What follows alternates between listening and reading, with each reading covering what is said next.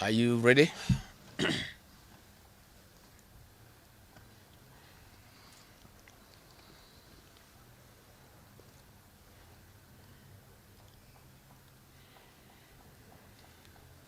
Uko tayari?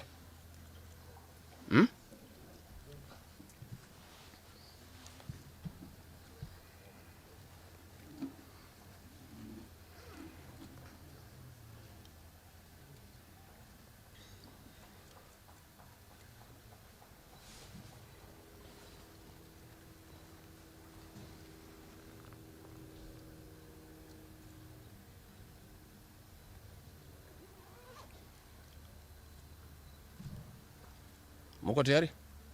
Thank you. Dear Kenyans, you are all aware of the political developments in our country. We are standing at a point of economic, political, and social nosedive as a nation. As a country, we, the people of Kenya, are being treated by William Ruto as less Kenyans at any given moment. Driven by the resolve for a better Kenya and patriotism, I've heard a call from the people of Kenya to speak into the matters that are of concern to them and all of us for our common good. On the 7th of July 2025, during the 35th anniversary of Sabasaba, Kenyans from all walks of life, led by Gen Zs, and armed and peaceful, went to the streets. This is not the first demonstration that has happened in Kenya this year, where lives have been lost and property destroyed. Unbeknown to these peaceful demonstrators, the tired regime of Ruto had a well-organized state-sponsored militia in cohort with the police and other state security agencies to maim, kill and destroy property, and blame it on the Kikuyu community and specific leaders who are perceived unfriendly to this killer regime. This targeted profiling of the Kikuyu community and destruction of their specific business is an economic sabotage not new to the narrative of William Ruto. On the 30th day, these state-sponsored militia, under instructions and guidance from the police, were dropped in different places in the country, and mostly in the Mount Kenya region and other regions not perceived friendly to the government. They were strategically dropped past midnight, and then roadblocks were placed by the police while others was dropped early in the morning. The militia were procured by Ruto. Governors and MPs allied to him. These regions include Nairobi, Kiambu, Kajiado, Kisii, Nyeri, Murang'a, Kiambu, Kirinyaga, Meru, Nyandarua, Kajiado, Kitengela, Ongata-Rongai, Machakos, Embu, and in Wote. They had clear instructions to loot and destroy specific properties under police supervision. A killer squad of 101 that works under the Director General of the National Intelligence Service, Nuruddin Haji, was armed with assault rifles and drove in a convoy of unmarked Subarus, shooting and killing innocent protesters aimlessly in the streets and estates. This squad in Subarus, hooded and masked against court orders, are disguising themselves as DCI's officers, yet we know they are not. In fact, I would like to clarify that the National Intelligence Service has procured Subarus to give an impression that this killer gang is from the DCI. The truth of the matter is that this has nothing to do with the DCI. This is the National Intelligence Service, and this squad of 101 people was formed when I was still in government. Officers were recruited from the administration police unit for special training by NIS on abductions, killings, and cover-up. And this is a squad that is killing the people of Kenya. The killings and the business destruction pattern point to William Ruto's ethnic profiling narrative, which he is a master with no rival. With a close coordination of PS Interior Imodobolo, this narrative was boosted online by state bloggers to spin the narrative.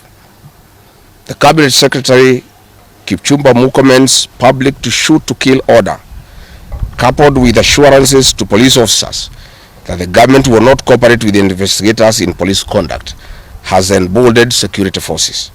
Police officers are now on record threatening citizens who are in their homes, boasting of their license to kill, acting with a confidence that can only come from the highest echelons of power.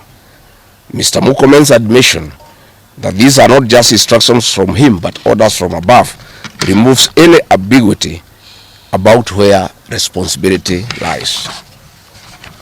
It will be recalled that in the run-up to the 2007 general election and its aftermath, the narrative of 41 against 1 was a masterpiece of William Ruto. The target was profiling Kikuyus against the rest of the country. To a large extent, he succeeded, and every Kenyan knows what happened, and it is also fresh in his mind of the ICC ordeal still hanging on the neck of William Ruto today.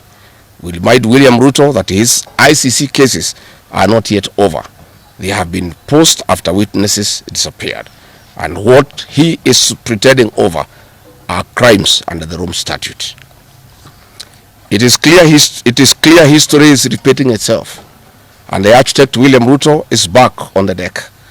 He is hell-bent to finish his unfinished business with the people of Mount Kenya, destroy their businesses and make them black sheep of Kenya.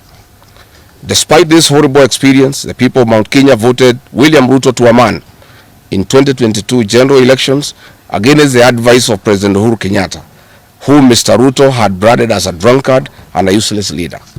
Today, the people of Kenya, and especially the Mount Kenya region, feel sorry that they did not heed to the advice of Uhuru Kenyatta. These state-sponsored militia were key in torching of various parts of the country with ease of police assistance to prefer terrorism charges on specific people from the Mount Kenya region. So far, about 50 young people are in courts in trumped-up charges of terrorism in scenarios of state-managed crimes by the state. Again, this is a clear onslaught on the Kikuyu nation. A case in point, when a police station in Mawego in Homa Bay County was torched, the suspects for that particular crime have been charged with arson. But when a police station is alleged to have been torched in Kiambu, suspects from the Kikuyu nation are charged with terrorism charges. This is serious ethnic profiling. Last night in Juja and Kirinyaga, these state-sponsored militia invaded various businesses. Luckily in Kirinyaga, after Wananchi went to Sagada police station and they refused to act, saying they had orders from above not to interfere, the people organized themselves and repulsed the militia. Mr. Ruto's ethnic profiling has led to the destruction of the foreign properties belonging to the people of Mount Kenya.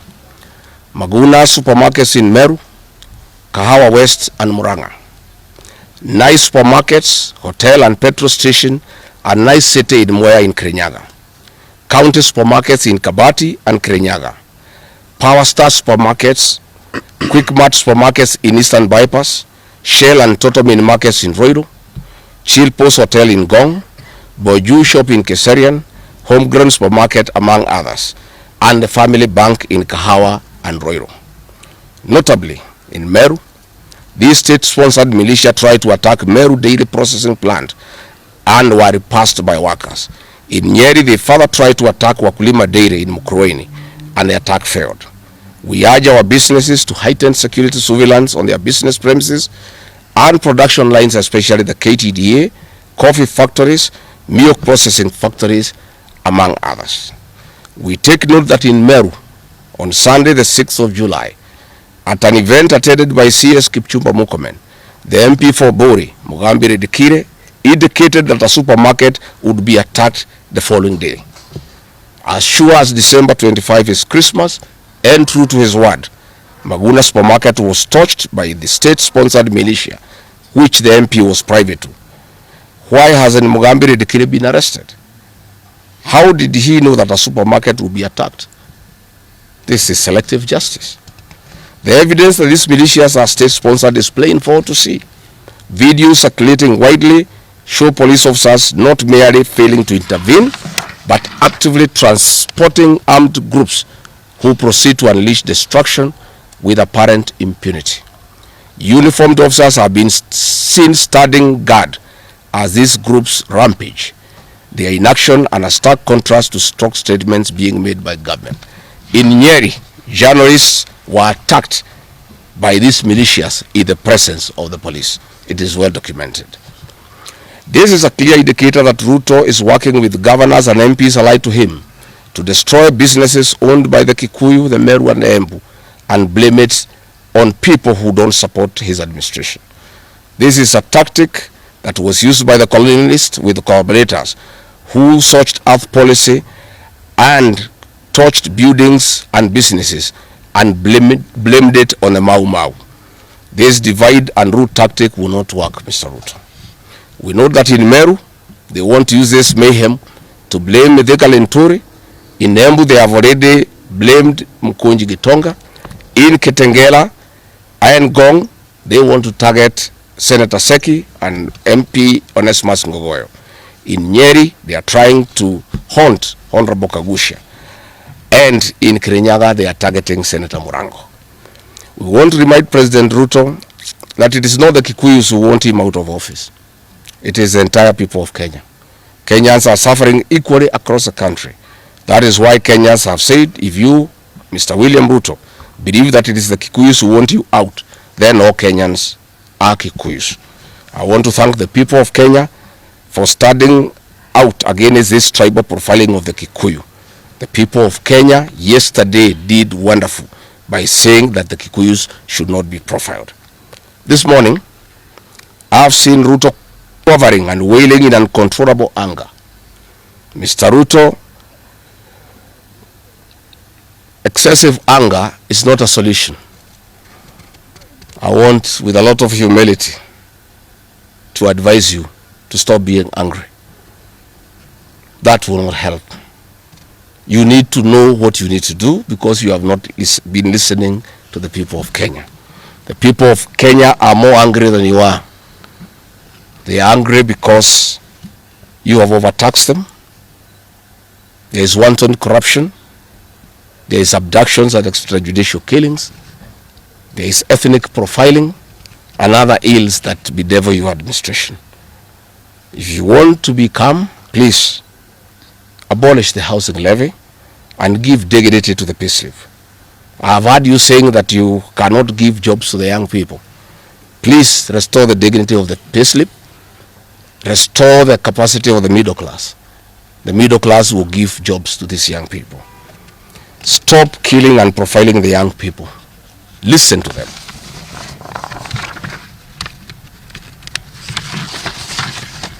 Stop abductions and extrajudicial killings. Abolish, disband the killer squad of 101 officers at Anodin Haji. Give hustlers the jobs that you promised them. Mr. William Ruto, you are the one who promised. You cannot cry today that you have no solution, saying that other presidents have not been able to do it. You are the one who promised these young people. Stop police brutality. Stop abductions and illegal detentions. Get the hustlers from the bottom of the economic pyramid as you promised. Yes, Mr. President, we agree there were other presidents before you, as you have rightly stated. And true, they never went through what you are experiencing today. May it please you to know that the reason why Kenyans rarely had problems with them, Mwai Kibaki and Uhuru Kenyatta were guided by the Constitution and the rule of law. They did not capture our constitutional institutions to work for them, instead of working for Kenyans. They never killed children. They never attempted to build churches in State House. They never organized militias to destroy people's property and kill them. That is why you have a problem. And we also want to remind you that Mwai Kibaki had a difficult time from you, William Ruto. Videos are everywhere. You cannot say that Mwai Kibaki did not face resistance. It's on record that you gave hell to President Kenyatta for 5 years. So it is hypocritical for you to allege that Mwai Kibaki and Uhuru Kenyatta had a very easy time.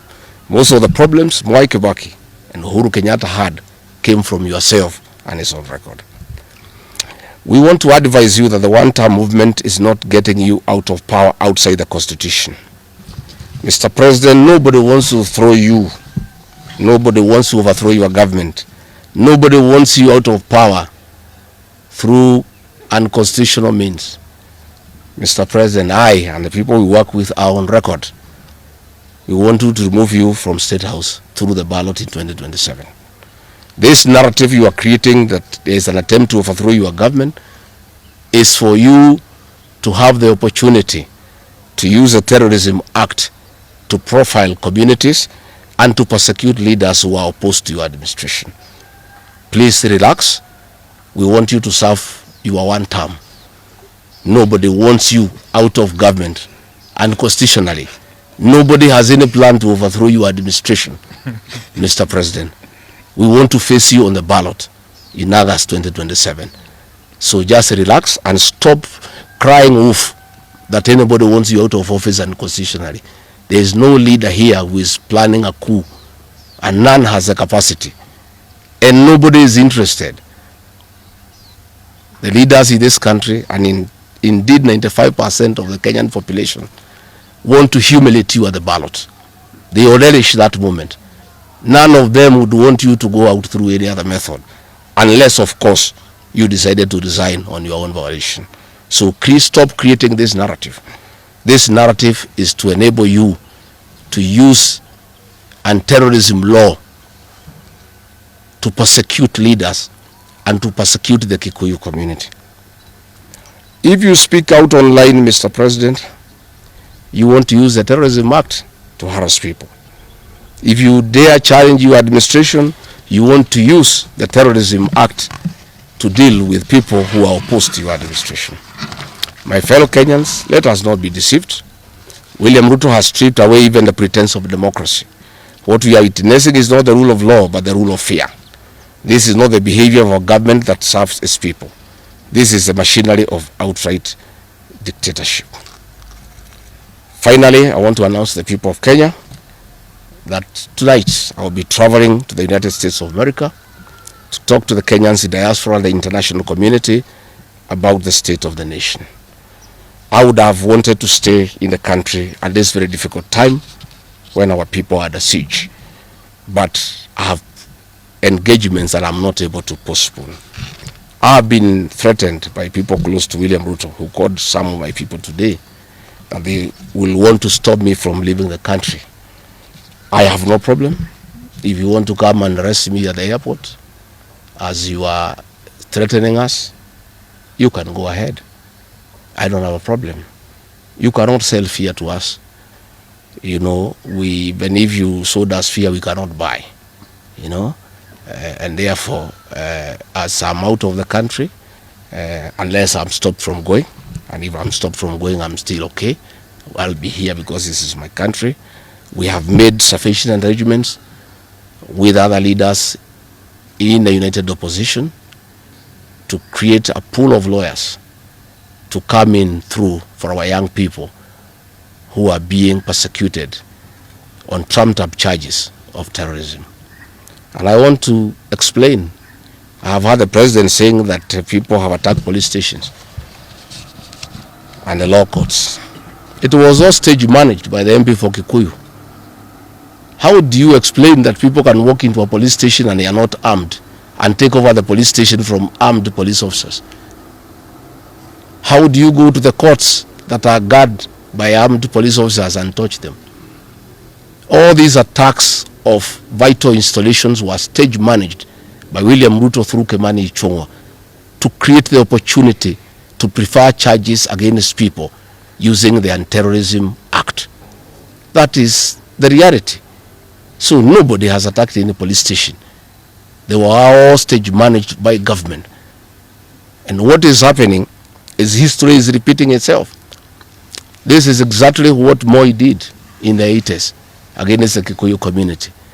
After the abortive 1982 coup, he used sedition laws and the clandestine Kenya movement to profile the community and hound people into court, and they'll be taken by Bernard Chunga after 5 p.m. This is history repeating itself. I want to ask our people to be calm, to be cautious, and to be strong. I want to appeal to our young people, the Gen Zs. Looking at the scenario of what is happening and what William Ruto has planned, I want to ask my children, my sons and daughters, to consider applying the next onslaught against the President William Ruto by getting IDs and registering as voters so that they can deal with William Ruto on the ballot. Because I fear for them. Anytime they go out to the streets, they are killed like chicken. I would like to preserve to us these children. We would like to live with them. We would like to see them grow. And when we look at the desperation of William Ruto and the brutal force he is using against these children and the use of state militias to attack them, I would like to plead with them to consider to join us, we in the opposition, by registering as voters. And in 2027, we'll be able to get rid of President William Ruto. William Ruto, finally, let me ask you a question. The Kikuyu nation, the Mount Kenya people, you call tribalists every day. These people you are waging war against, their businesses, are the same people who voted for you, even after what you did to them in 2007. They forgave you and considered you as a person they can elect as president. You have turned against the community. You are trying to mobilize other Kenyans to profile them and to fight them, but they have refused. These same people from Mount Kenya have the capacity to support somebody else. It must not be you. And they proved that they are not tribal by voting for you when you are Kalenjin. They can vote for a Kamba. They can vote for a Kisi. They can vote for a Luya. They can vote for a Maasai. That sense of entitlement that you are having to the Mount Kenya vote is misplaced. They voted for you, yes. You betrayed them. You turned against them. They don't have to vote for you again. Please stop persecuting them into submission. They will not submit to your brutality, to your vicious attack against them and their leaders. That I want to tell you for free today. I have listened to you talking with a lot of anger, calling them tribalists. They are not. How can they be tribalists when they voted for you and you are not one of them? But you don't have a sense of entitlement that they must vote for you. You know what you have done to them and why they have reacted the way they have. And I want to assure you, you cannot scare them into submission.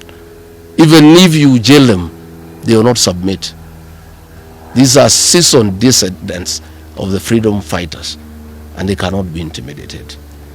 So let me encourage my leaders here as I go away to remain strong, to remain focused, and to speak for the people of Kenya. I am I have a lot of gratitude to the Honorable Stephen Kalonzo Musyoka and Eugene Wamalwa, who have been in court the whole of yesterday and today, standing strong and defending our young people who have been framed and charged with treason.